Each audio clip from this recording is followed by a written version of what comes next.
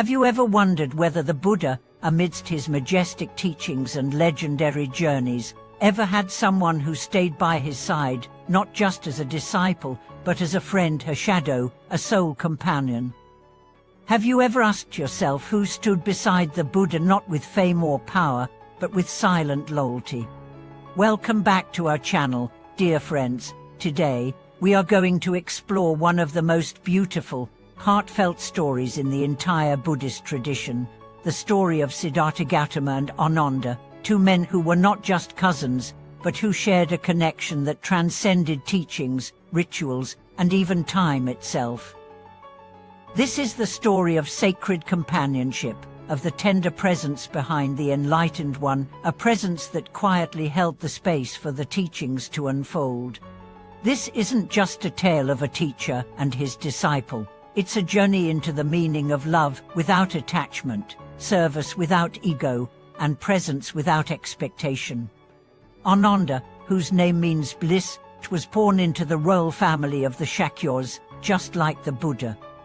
They were relatives by blood, yes, but that was not the reason they walked side by side for 25 years. When Ananda was a young man, he watched the Buddha return from his years of wandering, radiant and serene, speaking not of conquest but of liberation.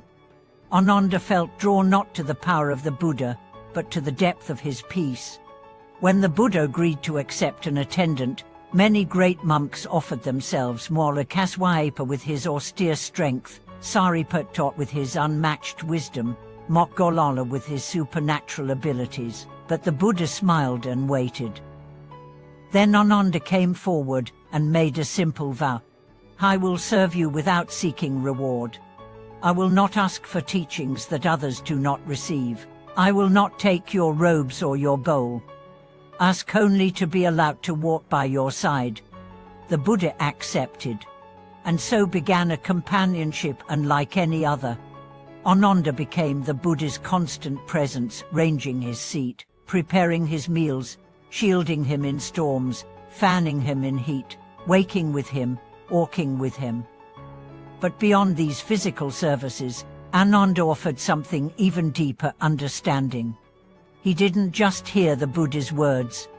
He felt their weight. He didn't just witness teachings, he saw the Buddha's fatigue after long days, his quiet reflection in the night, his compassion even when unspoken.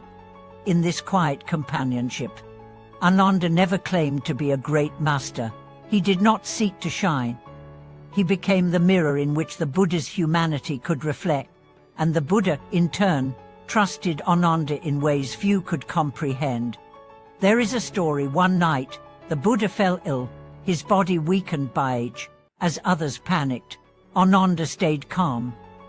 He gently wiped the Buddha's brow, brought him water, whispered chants of healing.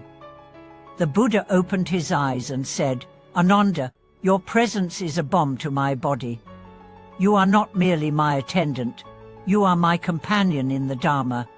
Their relationship was not built on drama or miracles, it was made of small acts, of unspoken understanding.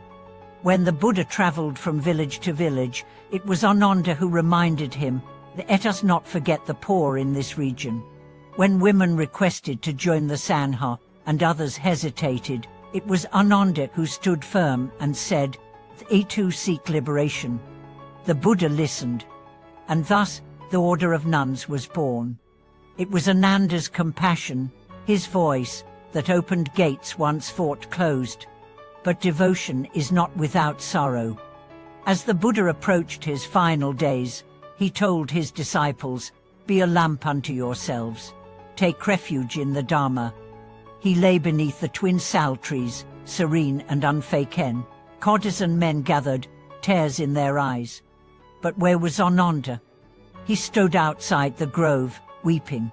For all his presence, he could not bear to see the one he loved most leave the world.